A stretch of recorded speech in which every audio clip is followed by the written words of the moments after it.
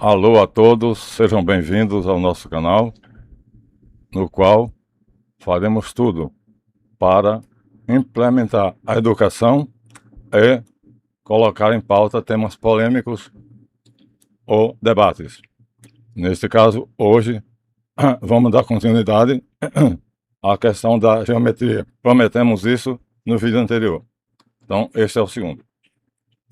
Deus não teve poder para criar luz sem fazer a sombra, seria o foco. Que segredo esconde a geometria? Segundo capítulo. Há uma assimetria entre a ciência acadêmica e a magia. Esta sustenta que a realidade é construída da periferia para o centro, ou seja, de fora para dentro. Aquela que é do centro para a periferia, consoante a teoria do Big Bang. A estrela amarela, que está no desenho, chamada singularidade, expande-se cada vez mais. Portanto, a expansão seria do ponto inicial para os nossos dias, segundo Stephen Hawking estabeleceu. Singularidade é o nome que ele deu porque não tem como definir. Tem que aceitar. Assim a ciência. De qualquer maneira, embora haja discordâncias, a teoria prevalece. Agora, vejamos o que diz a magia. Segundo ela, o universo procede do imanifesto, chamado Ain, nada. Ou seja, nós viemos do nada. Mas esse nada, na verdade, são pontos virtuais que nós não conseguimos ver, porque estão no infinito e manifesto. Mas há bilhões, quatrilhões, centilhões deles. Portanto, são pontos virtuais, ou seja, estão lá aos trilhões, aos zilhões, e nós não vemos. Mas são eles que vão constituir a realidade quando, na sua manifestação, conseguirem ser unidos, como no joguinho de um dos pontos. Portanto, o Ain traduz-se por nada, literalmente, mas é o tudo. Agora, é o tudo que não se vê. Por isso, o Gita diz, eu sou o tudo e o nada. E é um ponto infinito que se contrai até se materializar. Ou seja, um ponto infinito que se expande e depois, segundo Stephen Hawking, se contrairia até se materializar. Mas visões opostas, evidentemente, vão nos colocar a seguinte pergunta. Quem tem razão? Ainda não temos a última palavra. Porém, o brotar de uma semente até tornar-se uma árvore é uma analogia que mostra o menor gerando o maior. Também vemos que os grandes rios começam em uma pequena nascente até se tornarem caudalosos. Ou seja, um pequeno fluxo d'água termina dando um rio como o Amazonas. Parece que essa será a resposta certa. Uma pedrinha lançada em um recipiente com água gera um ponto neutro. Você joga a pedra, ela bate, sobe um pingo, esse pingo volta e gera ondas. Essas ondas crescem cada vez mais e mais e mais e vão até o final do recipiente, ou seja, o limite do recipiente. Eis outra evidência. Na árvore da vida, Etz Caim, na sua acepção sagrada que poucos conhecem, encontramos o contraste claro e escuro.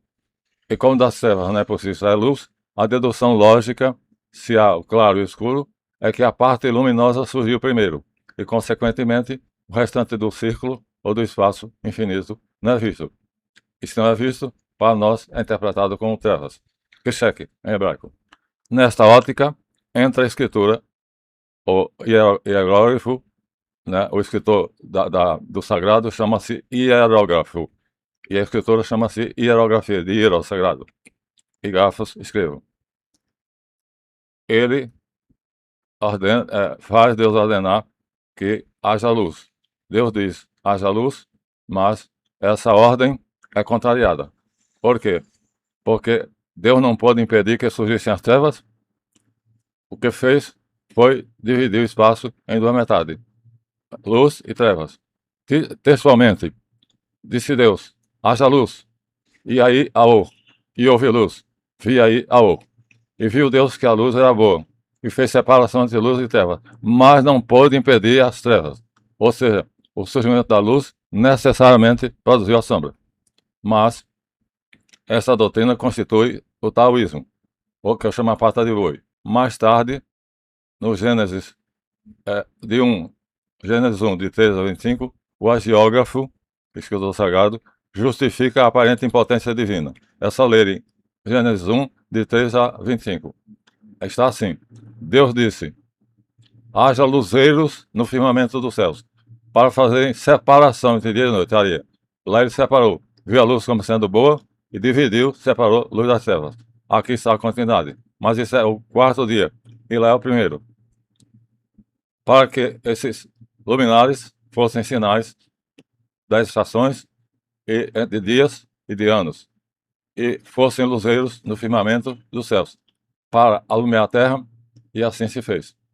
Deus fez dois grandes luzeiros, seu sol e a lua, o maior para governar o dia e o menor para governar a noite. Fez também as estrelas. Isso é muito restrito, porque nós temos infinitas galáxias, e nessas galáxias tem muitos sóis. Aqui está falando somente de um luzeiro de dia, que é o Sol, o nosso Sol, ou seja, nosso sistema solar. Apenas isso.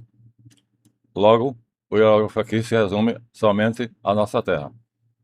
O genial Lao Tse, que criou o taoísmo, neutraliza o juízo de um Deus impotente, colocando na pata de boi a parte clara que se torna escura e a escura que se torna clara alternadamente. Ele chama isso o ritmo cósmico. E assim, essa dualidade que Deus antecipa nos versículos iniciais e clarifica nos finais na Bíblia, é, na verdade, uma lei que o próprio Deus criou. Então, quando Deus parece impotente, então, segundo a Bíblia, mais adiante é classificado como sendo, ele antecipou uma outra lei que ele faria mais tarde. E segundo Lao Tse, então, essa duplicidade também é igual. Ou seja, há duas partes, uma sombria, outra luminosa, se alternam. A escura se torna clara e a clara se torna escura. Portanto, há um ritmo cósmico. E ele diz que isso é natural, é a ordem universal. Então, pode ser círculos concêntricos, pode ser espirais. A nós parece mais aceitável que o Onipotente antecipou a sua própria lei. Isso ele podia fazer. Então ele diz: faça-se a luz, e aí é o, vi aí é o, e houve luz. Mas separou das trevas, aqui só diz isso, sinteticamente. Mais adiante, né, em Gênesis 1, ele vai dizer que Deus fez luminares para separar o dia da noite e as estrelas também. Ou seja, termina justificando que ele fez isso assim, porque ele iria fazer mais tarde luminares que seriam exatamente a separação. Um grande, que é o Sol, e um menor, que é a Lua. Assim, acaba-se a possibilidade da impotência de Deus. E ele volta a ser onipotente, porque está fazendo algo que à primeira vista parece que ele não é onipotente, mas segundo Lao Tse e segundo o Hierofante da Bíblia, então ele apenas antecipou o seu poder de criar, pois mais tarde vai haver alternância, portanto as trevas e a luz vão se alternar, e Lao Tse chama de o ritmo cósmico, e a Bíblia diz apenas que são divisões para anos, estações e iluminar dia e noite, ou seja, separar dia e noite. Assim, está falando somente da nossa Terra, porque nos outros universos, no universo pluridimensionais, há muitos sóis, muitos sistemas solares e muitos planetas. E talvez tem planetas que têm 3 sóis. Então, minha gente, assim, o foco central da nossa discussão é Deus, ao fazer a criação, ele parte do denso para o sutil ou do sutil para o denso? Hermes Trismegisto, como Lao Tse, ensina que é uma força. Então, Lao Tse chama de ritmo cósmico. Hermes Trismegisto chama de telesma, que diz: é poderoso, penetra tudo que é sólido e domina tudo que é sutil. Seria essa lei que os dois reinos supõem existir. Então, da parte de Lao Tse, ele dá como ritmo cósmico, é uma expressão, e na parte do hierógrafo da escritura, ele dá como sendo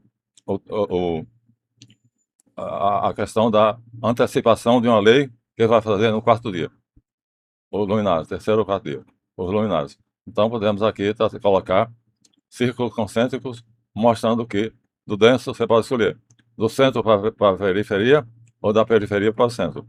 Então as trevas estão aqui, e as trevas estão na periferia e as trevas estão no centro. E entre os círculos concêntricos há também, intermitentemente, trevas. Então há intercala-se luz e trevas, mas tudo isso obedece a uma lei. E essa lei, então, foi antecipada por Deus. Por isso, não há a suposta impotência de Deus. Assim, acaba-se a questão de que Deus sofreu uma limitação e, assim, também nós temos a certeza de que ambos os gênios acharam a solução. Lao Tse, o ritmo cósmico, que é uma lei divina. O Tao. Não tenta entender o Tao, diz ele, sem entender Deus. Se necessário, você terá que apenas olhar e ver a alternância. A parte do boi, da pata do boi sombria se torna luminosa quando o pontinho branco dentro dela cresce. E, simultaneamente, a parte escura, então, diminui. Ou seja, quando o ponto negro cresce e se torna luz, simultaneamente o outro diminui e se torna sombra. E aí há uma alternância. Tem que tomar cuidado para não enrolar. Então, são duas nítidas separações, luz e sombra. Mas, dentro de cada uma, há um pequeno ponto.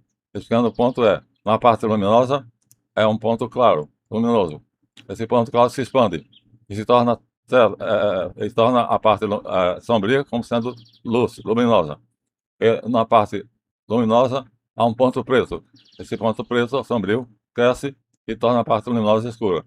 Assim, essa alternância é a lei cósmica que foi prevista por Deus e faz parte de uma lei que ele próprio decretou. Fica assim, completamente neutralizada a suposta impotência de Deus. Continuamos tendo um Deus onipotente, só que a questão de dividir, de criar luz e surgir a sombra, que parece, à primeira vista, a falta de capacidade de produzir somente a luz, que ele diz, haja luz, e aí a or. E, na verdade, surge a sombra.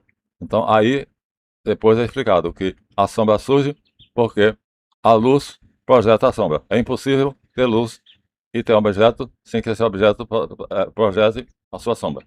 Desse modo, acreditamos ter dito necessário para que o telesma, que é de Hermes, ou o ritmo cósmico de Lao Tse sejam entendidos. Para mim, então, fica o seguinte axioma: o sutil gera o espesso. Ou seja, a parte mais, vamos dizer assim, mais etérica, o etérico, gera o grosseiro. Ficamos aqui assim, na nossa digressão, e então está dito a segunda parte prometida na primeira.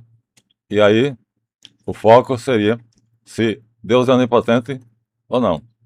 Se ele podia criar luz sem criar sombra.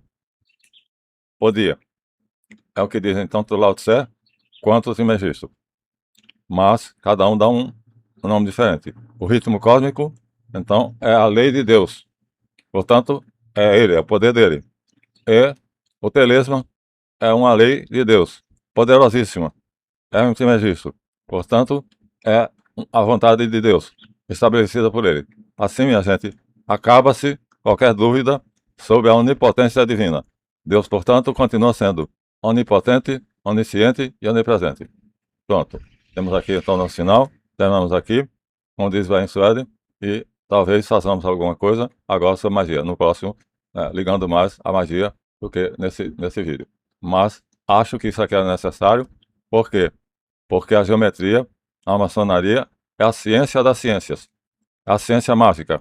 Porque de dois pontos supostos, apenas imaginários, apenas virtuais, vai surgir tudo que existe no universo, todos os corpos, aglomerados, galáxias, sistemas solares, planetas, satélites e tudo mais, a partir de um ponto virtual, que são milhares que nos rodeiam-nos milhares. Estamos aqui envoltos nessa teia, que eu posso chamar de teia cósmica, e assim não há dúvida.